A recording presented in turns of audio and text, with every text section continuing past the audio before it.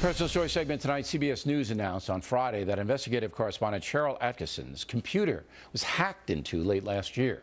This combined with the James Rosen situation here at Fox News and the AP snooping, causing a lot of concern. With us now in a Factor Cable exclusive is Ms. Attkisson. So when did you know that somebody was messing with your computer? Well, there were signs probably around 2011, but I don't think I recognized exactly what was going on until perhaps the fall of last year, when so many things were happening in the Attkisson household, so many sort of strange electronic-related things that... Give me an example, because I don't know anything about computers. Give me an example. I know very little, too. But the computers coming on by themselves at night, my personal Apple desktop as well as my CBS disappearing when you weren't even there. It just popped on. Right. Okay. I mean, I was sleeping, so they would come on in the middle of the night, sometimes one right after the other. By the time last fall came around, they would sometimes both be starting up kind of a cacophony of computer music at night in the middle of the night. So you had a personal and you had a business computer, and they both came on. Sounds like poltergeist. Right, right. You know, something like that. So what were you working on that might have interested somebody to try to intrude on your computer? What were you working on? Well, you know, the first thing I thought of some time ago were my personal accounts, my finances, my passwords, and so on. But nobody has intruded upon my finances, although they had access to that material. So nobody stole my identity or got into my bank accounts, which they could have.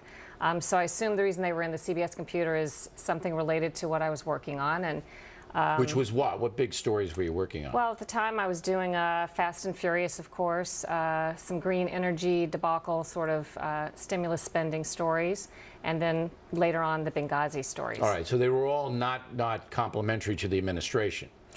You weren't working on why is Barack Obama so brilliant and Obamacare the best thing in the world. That's kind of what I do, whichever administration's in office, that's kind of what I do. I'm not saying you're partisan, but I'm saying that the stuff you were going after, if the information came forth, might hurt the Obama administration. Is that accurate? True. Okay.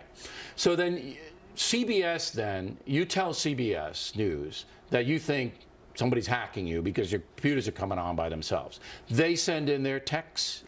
Not exactly. I mean, I had more information than just my suspicion by the time I went to CBS. I had some help that I can't go into detail about. All right, so you got some computer geeks to help you find out if indeed you were being hacked. I got some help. And then in January, this is about January of this past year, I informed CBS once I knew, because this is CBS-issued equipment and they were in the CBS systems, and CBS hired an independent forensic firm that came and looked at the CBS computer. And they found out that you indeed were being hacked. They made the announcement on Friday.